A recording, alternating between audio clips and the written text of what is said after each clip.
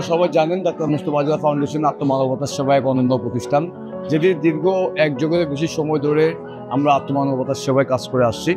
যেখানে মানবতা মরচে পড়েছে সেখানে ডাক্তার মুস্তফা আজহার ফাউন্ডেশন পৌঁছে গিয়েছে।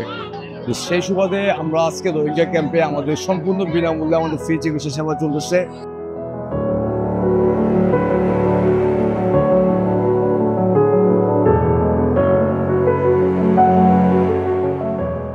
যে আমরা এই প্রথমবারের মতো মুস্তফা আজহার ফাউন্ডেশনের 5-0 ক্যাম্পেইনের অধীনে আমরা আজকে রোহিঙ্গা ক্যাম্পে প্রথম ক্যাম্প শুরু করেছি।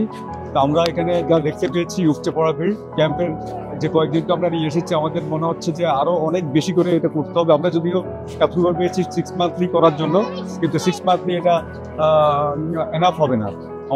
আমরা যেটা দেখছি আমাদের মতো যারা আসে আমরা বলবো তাদেরকেও এগিয়ে আসার জন্য।